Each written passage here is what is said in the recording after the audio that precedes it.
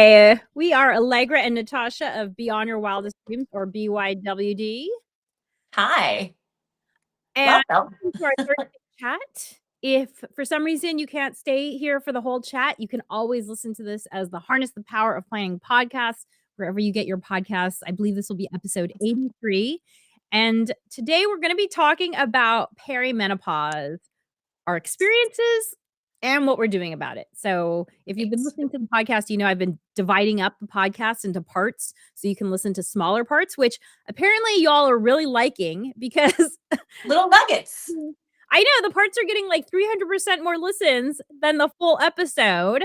I think just, yeah, people want little snippets, right? I mean, shorts are really popular. You know what I mean? Like when people go into, yeah, so we're consuming our media in smaller chunks these days. Yeah, I get it. So if you want a little dose of us, you can go listen to the parts, but we also have the whole thing up there. And, I've been saying for weeks now that I'd like to start our chat/podcast with a Oh, quote. yeah, yeah, yeah.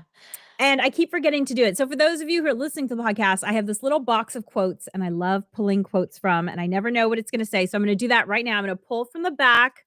I have no idea what it's going to say. And it's upside down. Patience is also a form of action. Oh, Patience is also a form of action. August Rodin. Rodin? Rodin? sure. Is that the sculptor? I don't know. Sculptors might know something about patience. Um, Yeah, for sure. For sure. I love this quote. That Do is a you have great anything to say? quote. That feels like the opposite.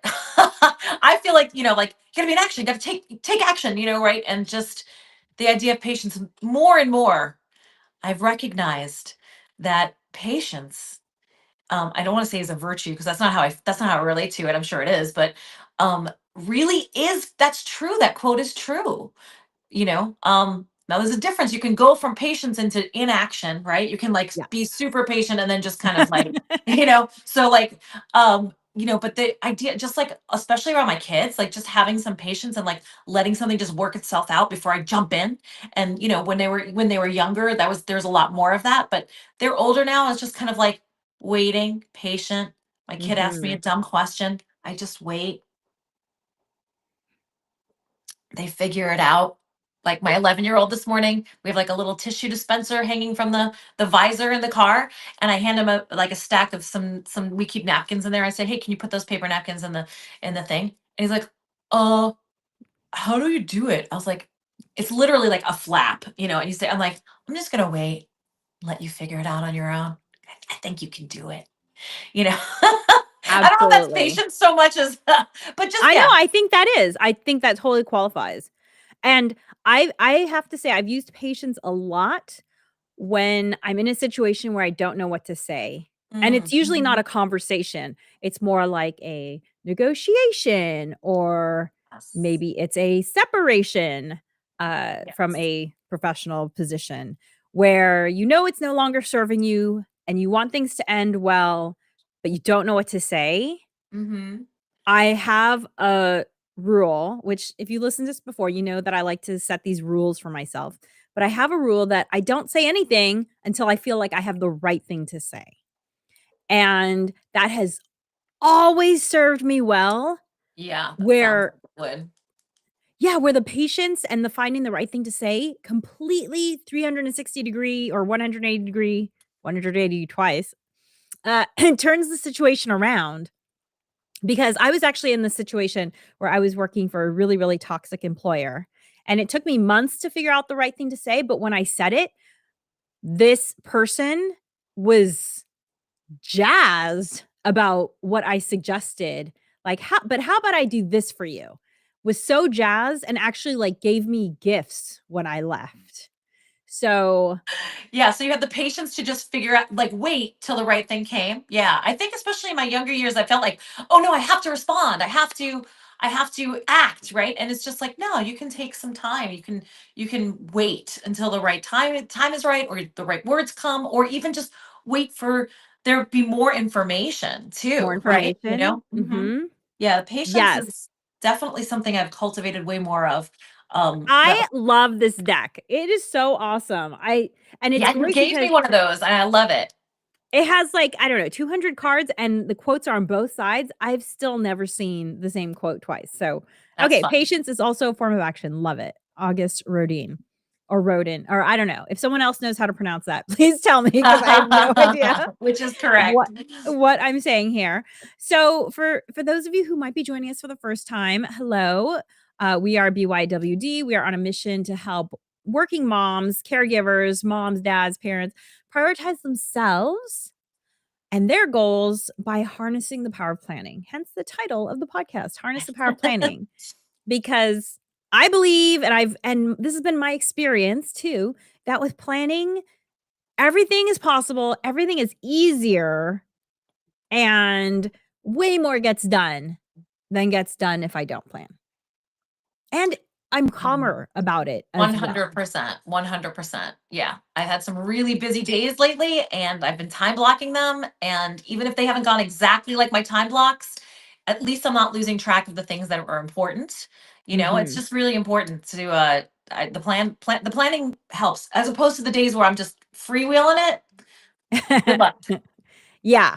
And we've written 4 books that are all workbooks because Natascha and I have learned in our many decades of educational experience, meaning educating others as well as ourselves.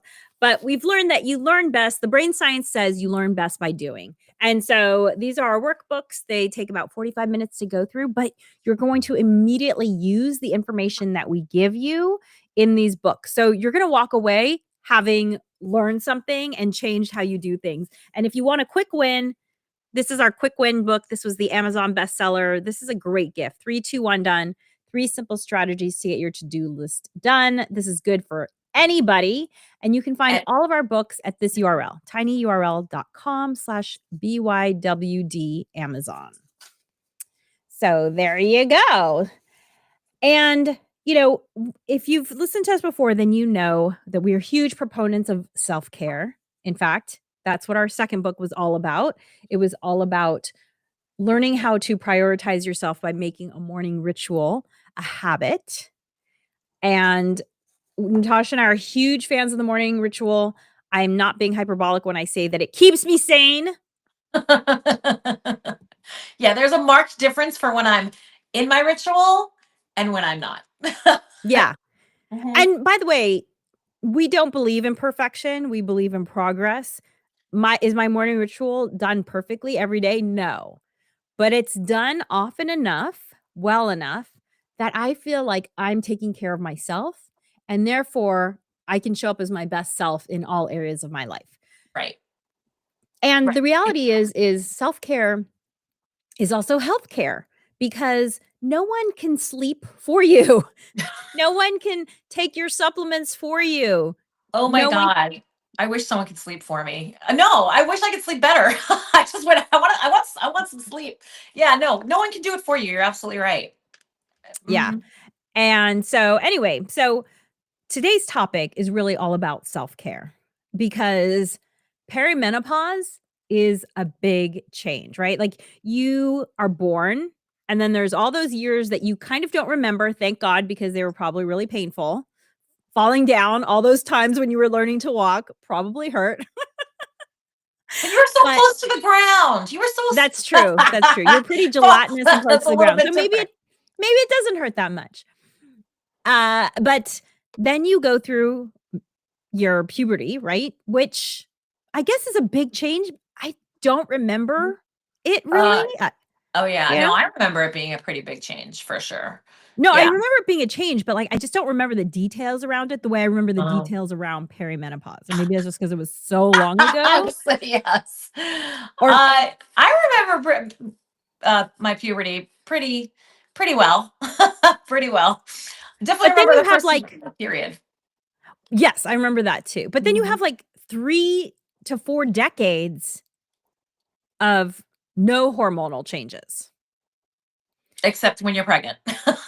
Oh, right. Sorry, pregnancy. And Pregnancy. I mean, you do go well, yeah, you have your cycle, but you have those, but basically used to, you have a hormonal cycle obviously every 28 days or there, so therefore they're thereabouts, but it's predictable for the most Yes. part, right? And it's like some of us get really heavy cramps, some of us get back pain, whatever your symptoms might be. And then also, hey, if you're on some kind of birth control, you may not get, that may not be a part of your world at all, so it's You very learn to much, deal it's with much it. more it's a predictable, mostly predictable thing, and you are really prepared for it, right? Because Yeah. not only did maybe your mom talk to you about it, probably, maybe, I don't know, it was the 80s, maybe your mom didn't talk to you about it, but it was, by then it had, health in school Right. covered what was about to happen, right? And there was a lot of education about it, and you found out about what the boys were going through, and they found out about what you were going through. So like everybody was somewhat informed, maybe not to the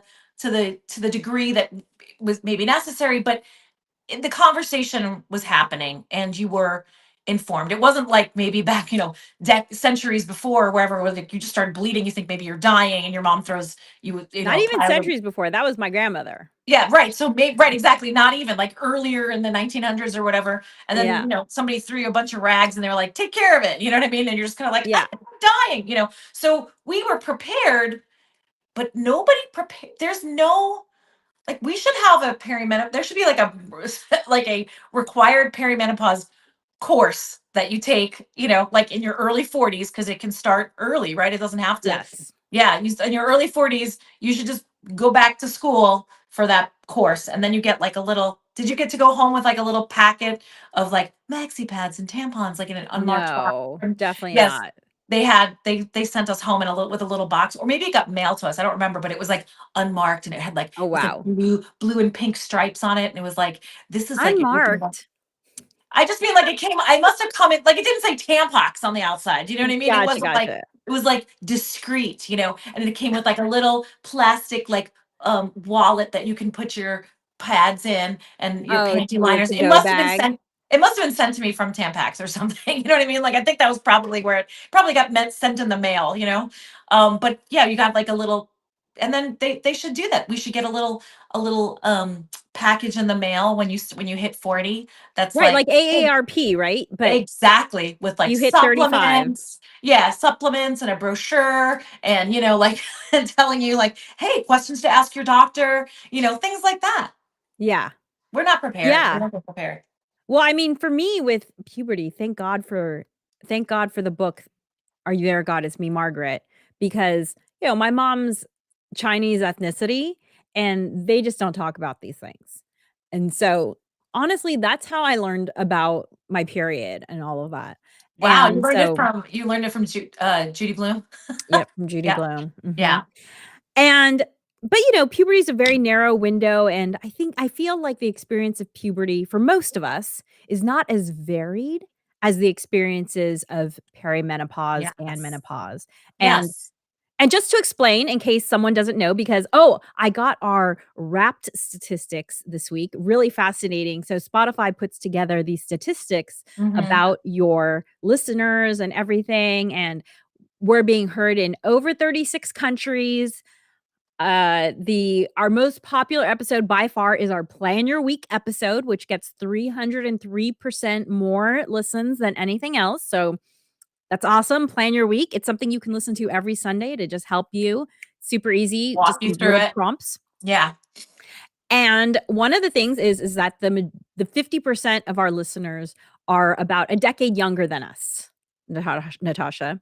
Mm, And then good. 25% are our age, and Hmm. 25% are even younger than that 50% chunk. So, for Okay. the 75% of you who are younger than us, let me just explain a little bit, because this was something I did not know 10 years ago.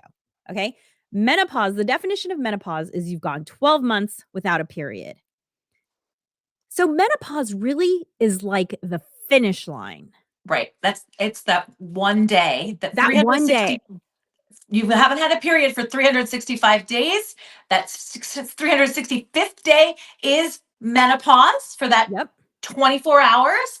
And then the day after that is what, Allegra? Post Post menopause. menopause. Yes. Isn't that wild? Like that's like the legit definition, right? Yeah, And it's like the day anything, you give birth. there's all this pregnancy, and then there's all the raising the kid. The day you give birth is Right. kind of like menopause. It's a one-day Date. event. Right. Exactly. And yet, for me, it was the only part about this hormonal change that I'd ever heard about. Right. But guess what? Perimenopause, which is the part before that finish line, can last as long as a year. I mean, a year, as long as a decade. A Yes. Isn't that decade, 10 great? Like years. when I first heard that, like I never in a million years, I couldn't wrap my brain around that initially when I first heard like 10 years? Yeah, 10 imagine being years. pregnant for 10 years, like hormonal changes for 10 years, people. Right. 10 years. Yeah. The And thing guess about who's had a 10-year perimenopause? you This did. lady right here. Hmm.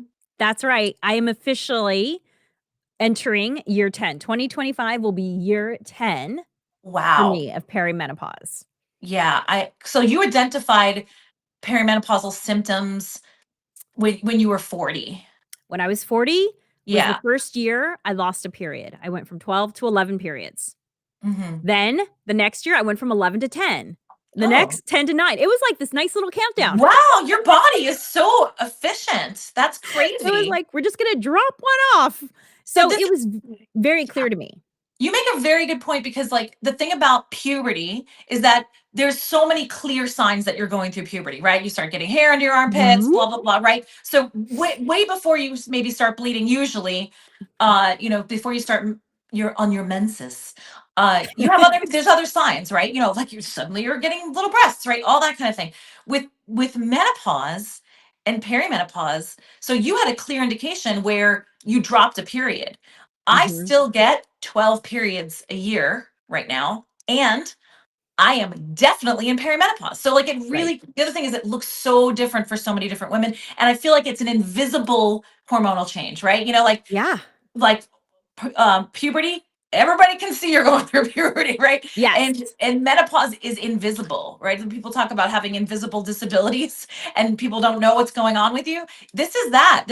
I mean, I'm not saying it's a disability, by the way. I'm just saying it's invisible. Like it's not clear to everybody what's going on. It's not clear to you No. even sometimes, right? No. Suddenly you're losing sleep. Suddenly like hot flashes make it that's a very specific thing that I feel like everybody's heard about for menopause. But I'm not joking when I say there's at least another 2 dozen, Oh maybe my gosh, I three have the dozen other list. symptoms, Yeah, right? huge list. Huge Huge list list. of other symptoms that you're just kind of like, why can't I remember that word? This is a word I use all the time. Yeah, that's perimenopause, Let me just I have this list ready for us. The perimenopause symptom checklist. Okay, so the obvious ones that we have all heard about: night sweating, hot flashes, uh mood swings. Okay, however, also cold flushes, vertigo, Yes. dizziness, Mhm. irritability, restless leg syndrome, low mood, anxiety, panic attacks, aggression, rage, palpitations, That's a good question. exacerbation of existing mood disorders, overwhelmed, lack of focus, poor memory, poor concentration, insomnia, poor quality sleep, muscle cramps, incontinence, urgency. Urgency. What does that mean? I'm guessing that's kind of related to the anxiety. I've never heard it used described that way. Okay. Achy joints and muscles, sore, painful breasts, and that's only half Yes. Like of the aching symptoms. joints and muscles. These things it's crazy. It's crazy what shows up. It's crazy. I have a Tinnitus, friend. by the way. I thought tinnitus was very interesting, Oh. and, bleeding gums in your mouth. Oh yeah, your gums are so much more sensitive. I can't tell you how many of my friends and your teeth start moving. Your Yeah, and teeth, I I think that's related to the dryness because you kind of overall become dry and mm, kind of like meth mouth, like meth when you use methamphetamine, it dries out your mouth, and that's why the teeth get messed up. I think it must be related to the body dryness. So, there's just so basically, much, so it much. affects everything. Right.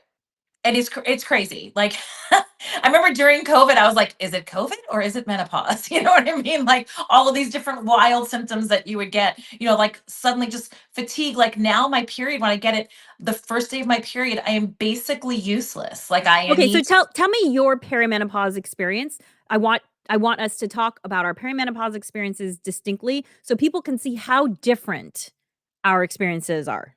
Yeah, so I didn't know that I was in it till probably around age 46, 47. Like I may have been having symptoms before that, but I didn't recognize them, like suddenly having a hard time staying asleep, like the Mhm. insomnia creeping in. Because also as a mom too, I lost a lot of sleep, especially in the beginning, Yeah. and then so it was hard to identify really when that was happening. But like I just mentioned, I still have 12 periods a year. Now they're shifting, but what's weird is that I had always been inconsistent with I was never 28 days on the spot. Like that was not unless I was taking birth control. But when I got off birth control, I was maybe a little bit more regular. I got really regular during perimenopause.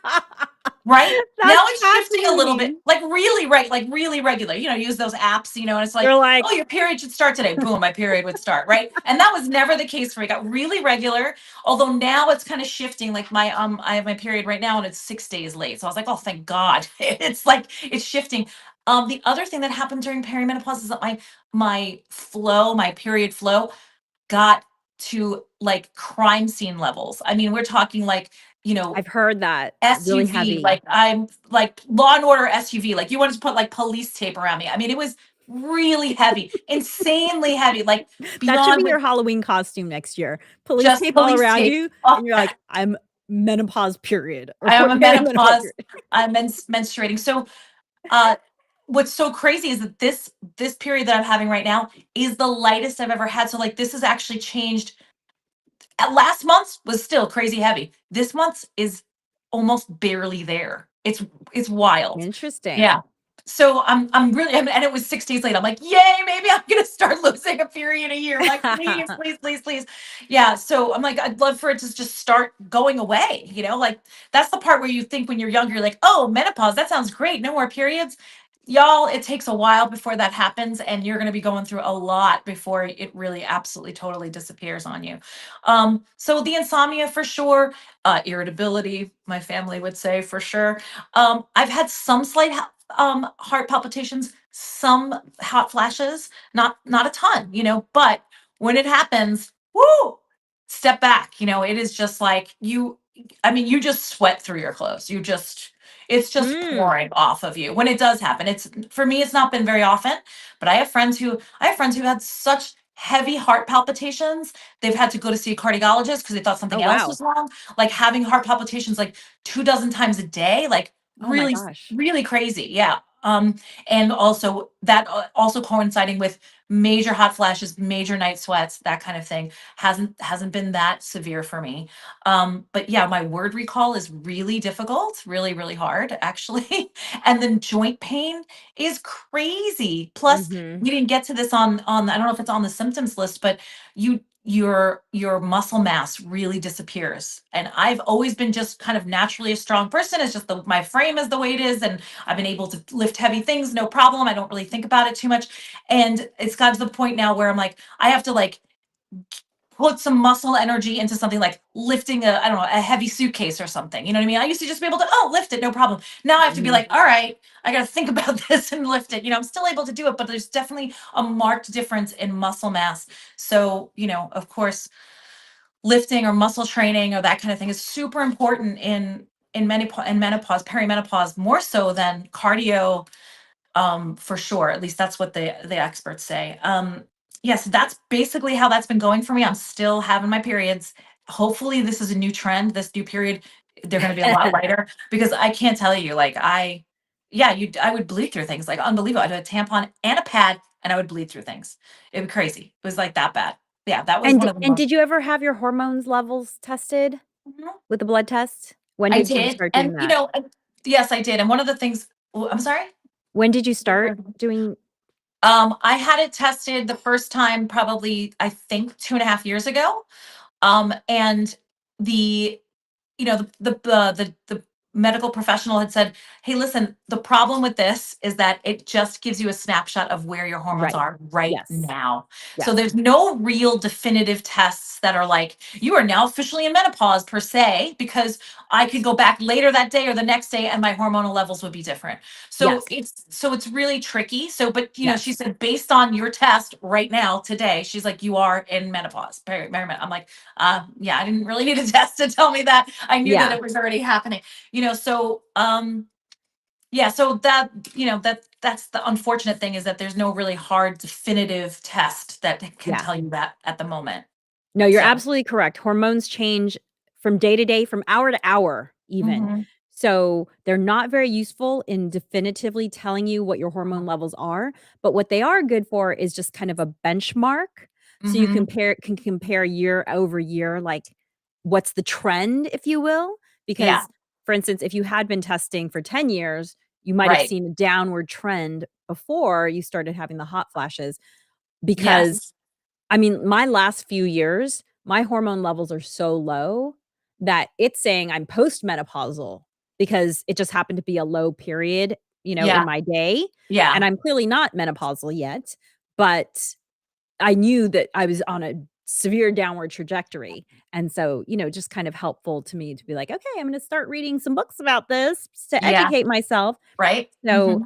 okay, before I tell my experience with perimenopause, I'm just gonna read the other half of the list for everyone because maybe there's something in here that you are like, "I have this thing and I don't understand why it's coming."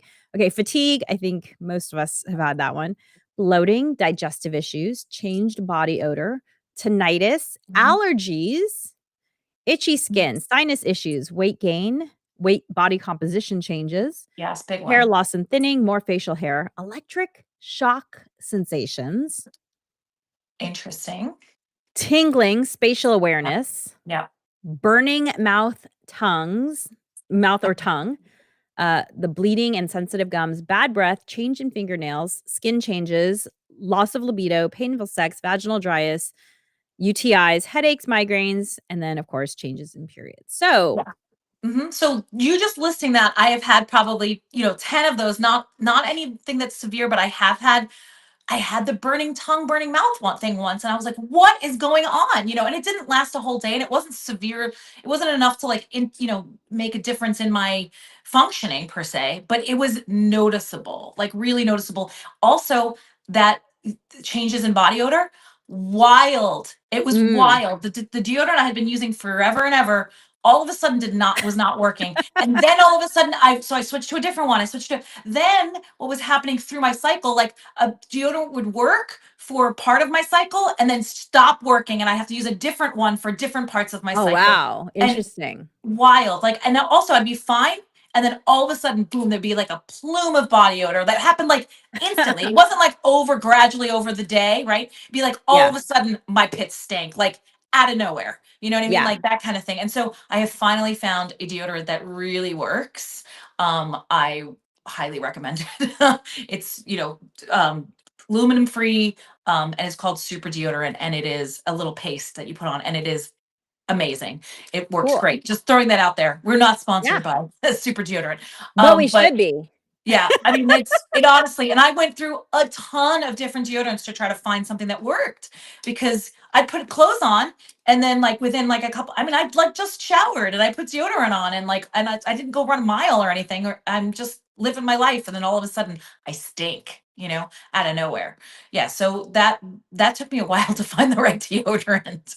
Yeah. And My we'll husband put be a like, link to that in the show notes, so if you're yeah. listening later and wanna look that up. So, my perimenopause experience, I feel like pretty much couldn't be different. I first knew that I was entering perimenopause because of my lost period, and I didn't think anything of it year 1. It was when year 2 happened, and now I'm 2 periods down, that I was like, something's happening here." Hmm. And so I was just losing a period a year, and I did start having my hormone levels checked then, just because with my annual checkup, just to get Yeah. a baseline, because clearly there's this change. And it wasn't until about year 5 that I started having any other symptoms. And for me, the other symptoms were waking up in the middle of the night, wide awake, so usually around 2 AM, and Mm. not being able to go back to sleep. That was my biggest symptom. Occasionally, I would feel a little warm, and this is coming from someone who was always needing an extra coat, always feeling Yeah. cold, to my husband saying, "You are much warmer than you used to be." I Oh, never wow, he had noticed, huh? Yeah, he noticed Mm. too. I never had, like, the sweat. The sweat was never something that I had. So, it was definitely warmth, but it would always go away, and so I would say those were my big 2 that I struggled with about 5 or 4 years ago. And I was able to I read this book called What Your it's a very old book, and it had been recommended to me about 10 years before I ever read it. It had been sitting on my shelf, and it's called What Your Doctor Will Not Tell You About Perimenopause. And I got one nugget out of that book, which was this one herbal supplement called Vitex, and that completely took care of those symptoms for me. I had to experiment with the right dose, but, Vitex is also called chasteberry, so you see it in lots of the women formulations, and it's been used for women's health for, generations, and that completely took care of it because literally for 3 months, I was not sleeping well, and a friend of mine said, "Take some melatonin, take a gummy, do Yeah. something, you need sleep," because I was, 3 months of not sleeping well, you're, like, Oh, yeah. angry, your brain's just not working properly, but this really took care of it. Maybe after about a month of taking it, I felt like I was totally sleeping through the night. And then I, started having I don't remember if I was having any other symptoms, but for some reason, the Vitex was not keeping me asleep anymore at a certain point, and my acupuncturist, who I went to when was entering perimenopause, she recommended this Chinese medicine formula, and that seemed to help for a long time. And then about 2 more years later, again, it was like something shifted again, and I need a little bit more, and so I Right. found this AM/PM formula that didn't have any of the same active ingredients as the 2 things I'd been taking, and so I added that in, and so basically, I have been essentially symptom free for the last 5 or 4 years from the 2 symptoms that I was really suffering from, and for y I did not understand whether or not it would be useful for me to have hormone therapy given that my symptoms were managed. And then Natascha and I saw this great documentary. I know it's streaming on PBS. Everyone should watch it. It's called The New Menopause.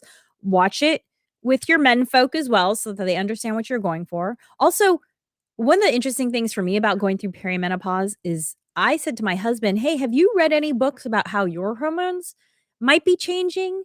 Because as little as perimenopause is talked about, I feel like men's hormone changes might be discussed even less. Oh my goodness. Yeah, I don't think there's even an awareness that that even occurs at all. Yeah, because they don't have the same visual as we have with our Mhm. periods, right? But, I can tell from his own body composition, something's changing. I can tell from his sensitivity to caffeine and alcohol, things are changing. Oh, for So, sure. you Yeah. know, so what the new menopause really convinced me of is the fact that, 1, our female hormones do not just affect our reproductive areas. I remember they showed some imaging of men and women's brains in the documentary, and they showed the parts of the women's brain and the parts of the men's brain that use estrogen. And then they showed the parts of the women's brain and the parts of the men's brain that use testosterone.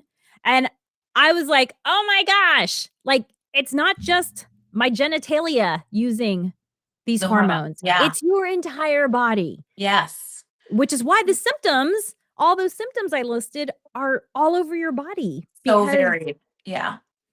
and so I believe it is Dr. Haver. Is it Dr. Mhm. Haver or Dr. Claire? Yeah. I forget. Uh, Dr. Dr. Claire Haver?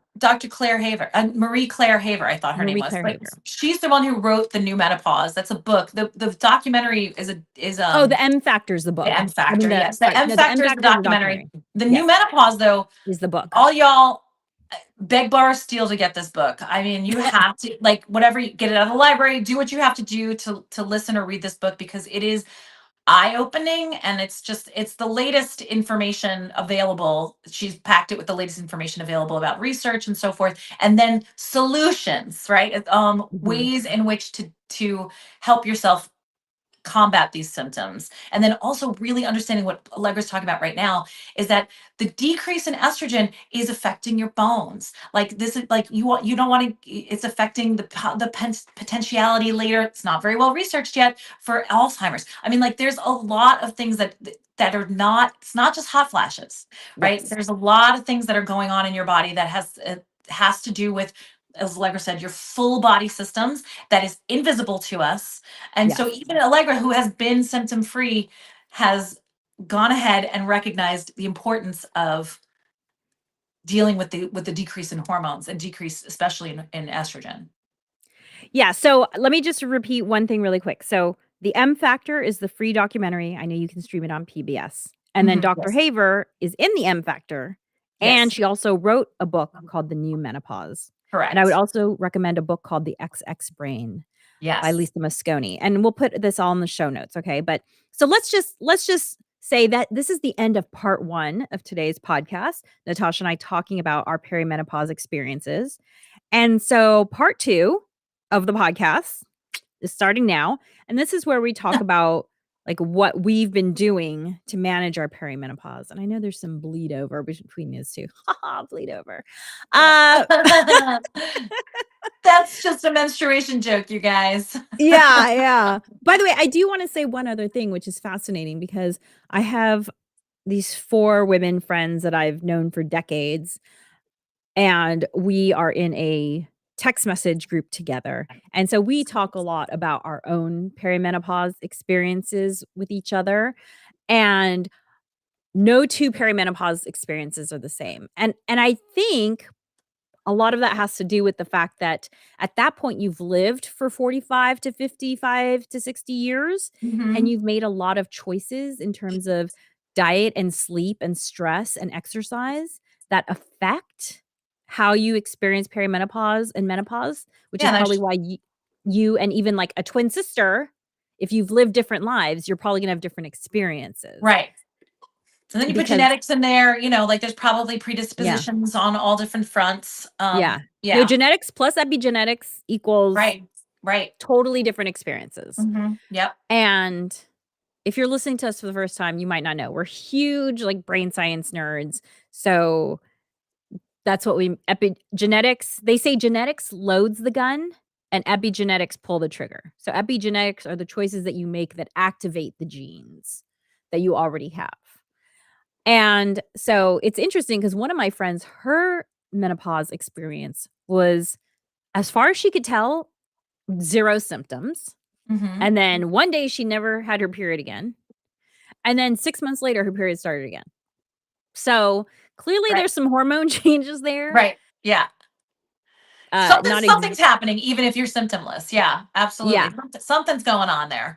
yeah, something's Absolutely. going Mhm. on. Mhm. So I would definitely say for the books that we're recommending, XX Brain, The New Menopause, maybe you wanna read, the doctor who wrote What Your Doctor Won't Tell You About Blank, and I say blank because he wrote one about perimenopause and one about menopause. He might have written another one. He's no longer living, so those books are old, they haven't been updated, but they do have some interesting information. I would definitely recommend reading these around 35.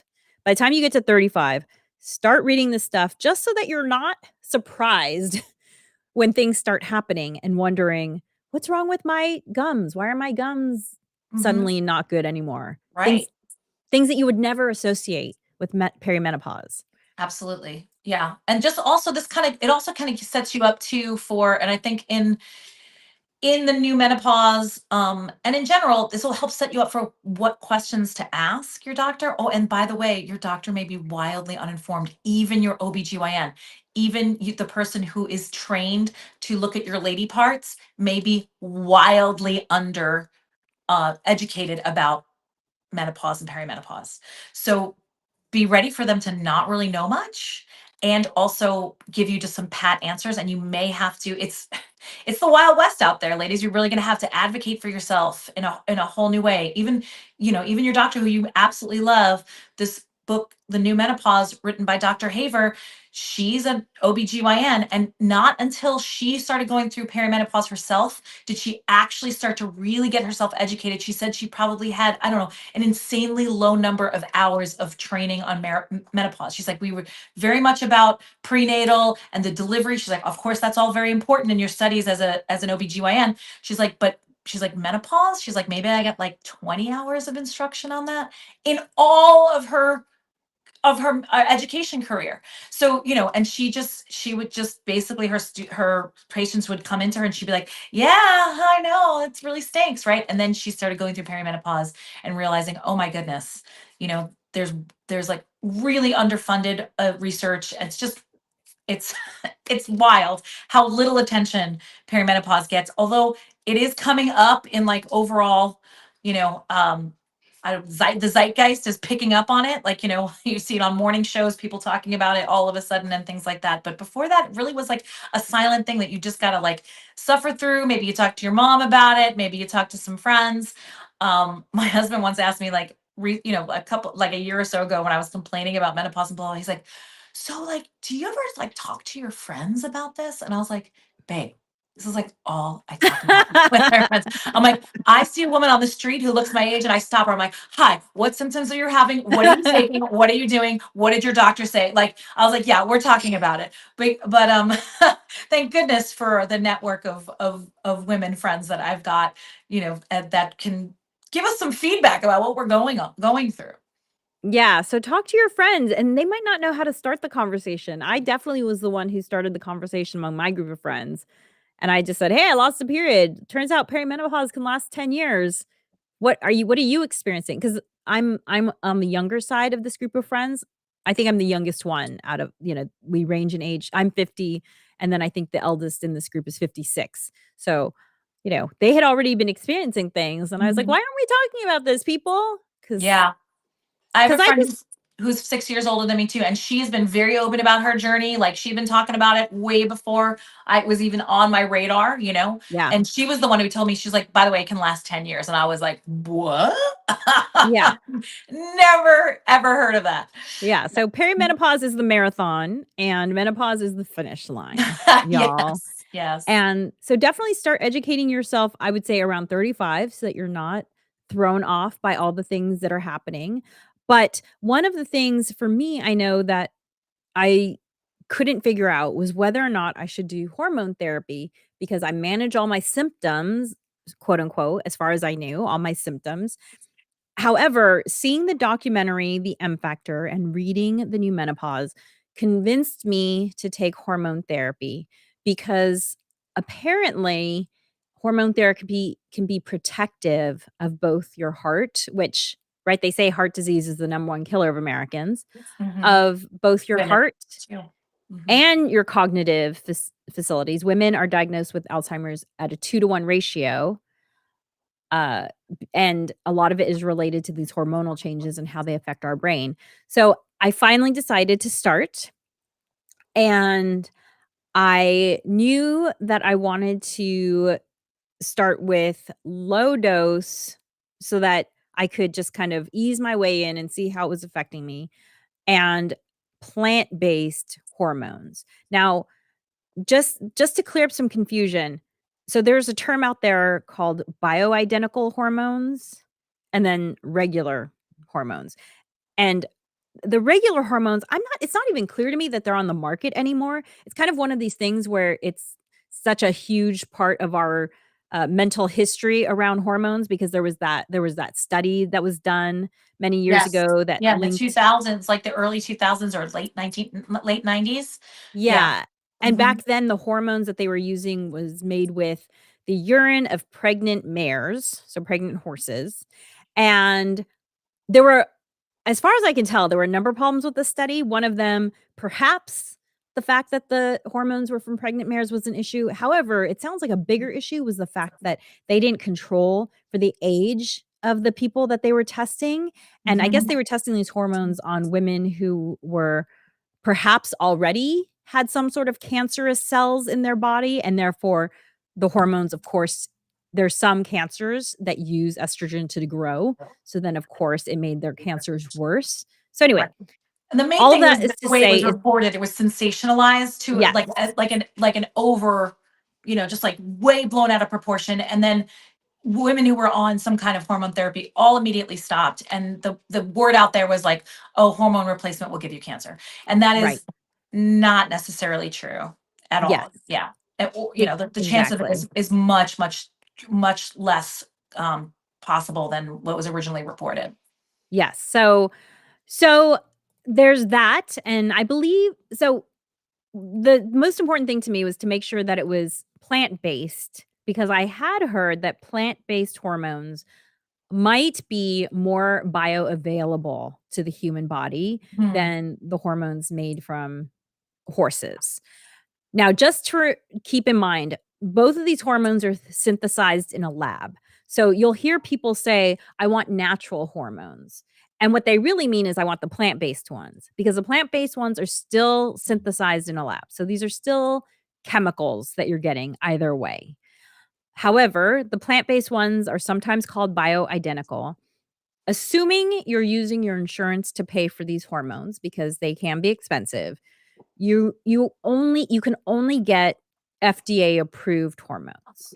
So I will include a link to a list that I found on the Mayo Clinic's website of FDA approved bioidentical parentheses plant-based hormones.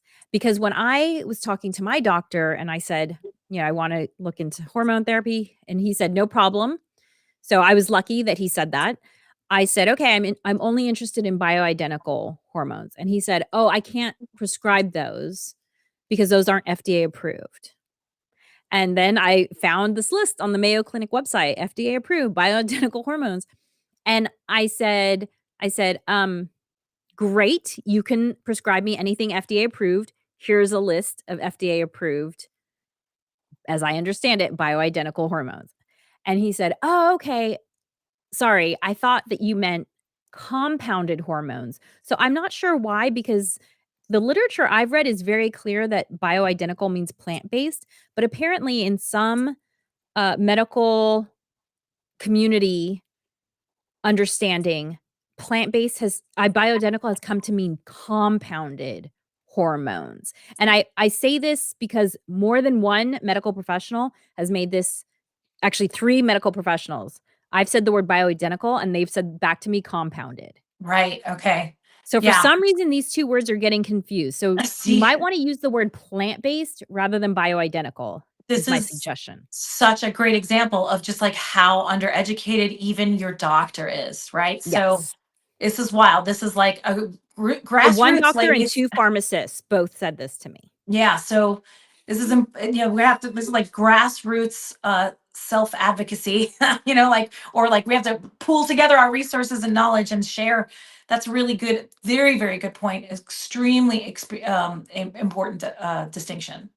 Yes. So apparently, just so I can explain what compounded hormones are, there are these compounding pharmacies where they will hobble together, and I don't mean hobble, I just mean, like, pull. I don't mean that in a negative way, I just mean they'll pull very specific things for you, mix them together into a formulation that is just for you, and work with you on, "Oh, okay, well, maybe this is too much and this is not enough," and they will adjust it with you. That sounds amazing to me. That is not covered by insurance Hmm. because there's no way to get FDA approval on Right. a super custom formula like that. Right. Right. Right. So I'm not saying that I would never do compound formulation. However, my insurance is willing to pay for FDA approved plant-based hormones. So I'm like, okay, well, I'm just going to start there and see Yeah. how I take that. And so that was all very, very eye-opening in terms of the different steps. Now, I have started with what's called a patch for the estrogen. And if you take estrogen and you still have a uterus, then you have to take progesterone to protect your uterus. So you're going to be taking most of us are going to be taking 2 drugs. If you don't have your uterus, then you only have to take the estrogen. And my understanding, and this is what I did, was that if you can limit the amount of work that your, uh, gosh, I don't know if it's liver or kidneys, does to metabolize drugs, then you Uh-huh. wanna do that. It's the liver, I think. Yeah. Hmm. And so estrogen is available as a patch.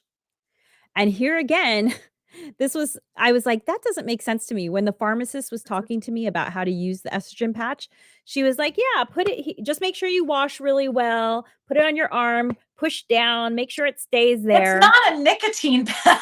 Exactly. And I was like, "That doesn't sound right to me." And since I've That's never wrong, taken this right? drug, of course, I did some like, what's the ideal place to put the patch?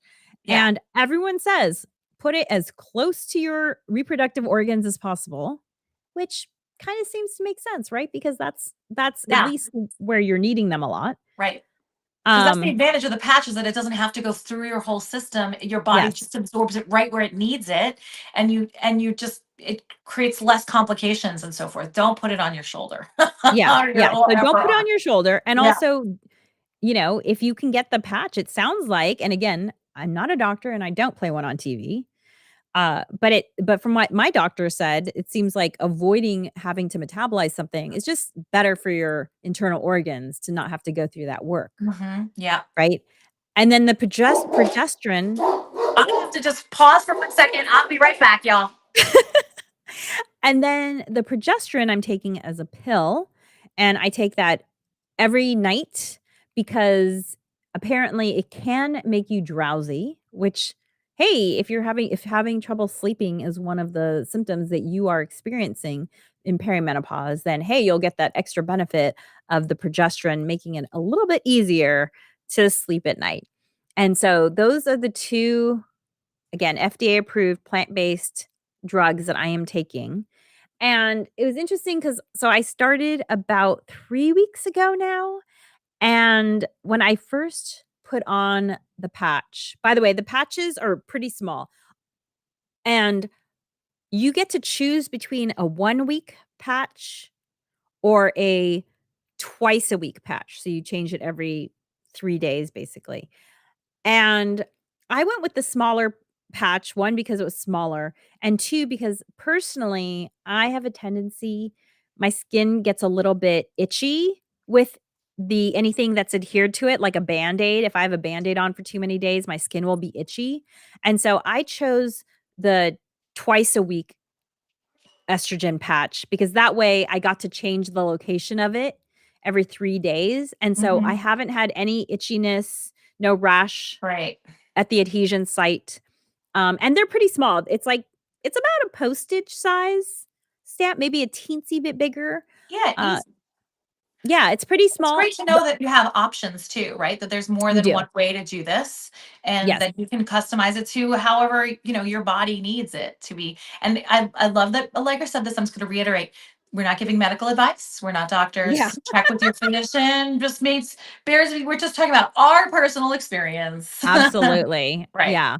And I do wanna say one thing too that because it wasn't included on the symptom list, and I thought this is something that's really interesting. I'm not sure what book I read this in because 'cause I've known this for a long time, so it wasn't the 2 most recent books, but, your cholesterol is going to start going up as you enter perimenopause, and the Hmm. reason why is because cholesterol is what our body uses to make the hormones. So if your body's not making the hormones, guess what? There's all this unused Yeah. cholesterol. You could be doing exactly eating the same stuff, exercising, your cholesterol will go up. It's just going to happen.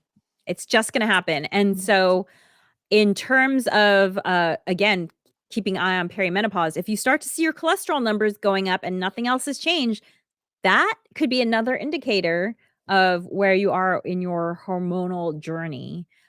I personally have had to make some major diet changes in order to counteract the cholesterol, and I'm really happy to say so I have always done a full range of blood tests every year, and I've always had my doctor add other things that don't necessarily get included automatically, such as vitamin D and the hormones and whatever, and I did some testing this summer, and my cholesterol had finally hit a and I've been making health changes for the last couple of years.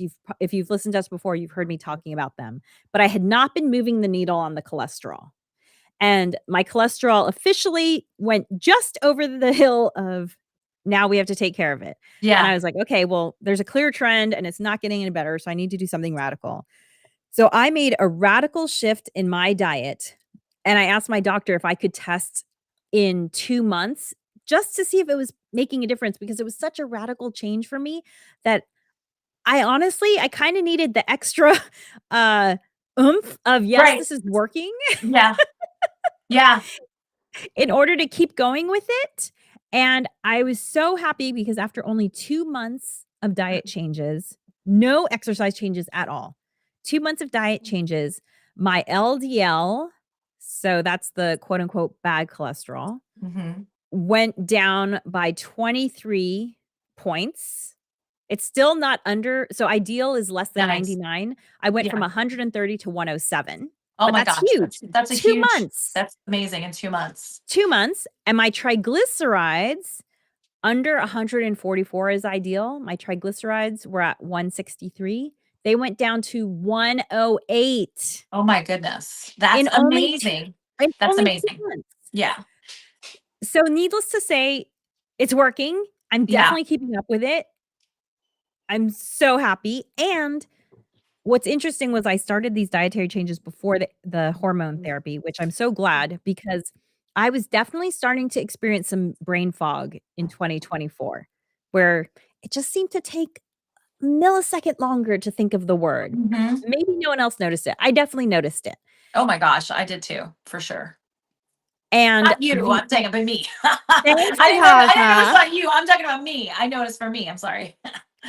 And so I definitely noticed with this changed way of eating, the brain fog cleared up before I started the hormone therapy. So that was interesting too, because, some of these things, what's the cause and what's the effect? It's hard to say, right? It's like I might just have higher inflammation in my body because I'm going through perimenopause. Yes. And the way I'm eating helped to bring down the inflammation, right? It didn't replace the hormones, but it helped to bring down the inflammation caused by the change. Who knows, right? There's so Right. many Factors. Yeah. factors, but that was exciting to experience. It's so great So and so quickly and to have such like hard evidence about it too is so great. I remember when I was a kid, my mom was going through her perimenopause. Of course, I wasn't aware of what stage she was in at that moment.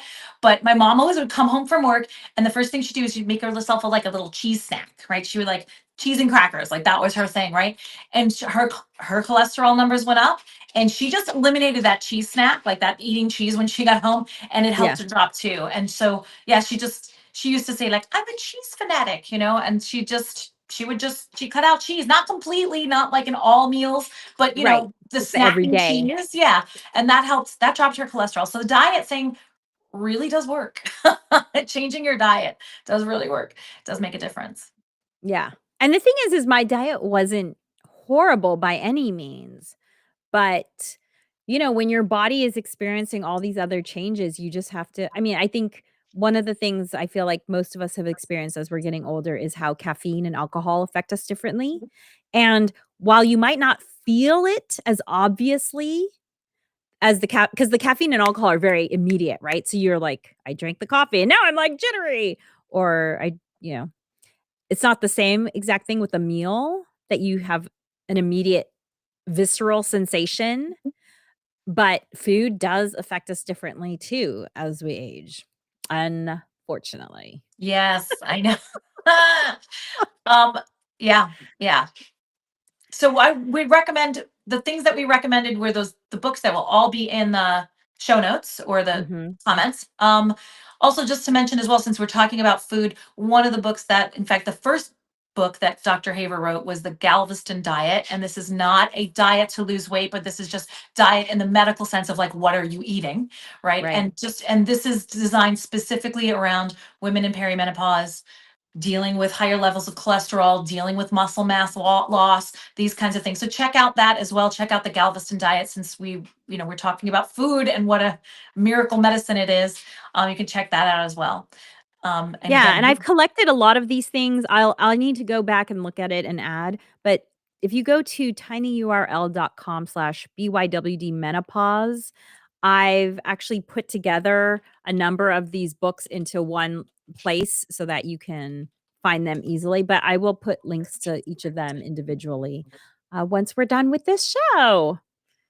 So, thank you so much for joining us today. As always, we're here every Thursday at 9:30, but you can always catch the replay at the Harness the Power of Planning podcast wherever you listen, or you can always watch it on YouTube. It's also up there on our website to rewatch again whenever you want.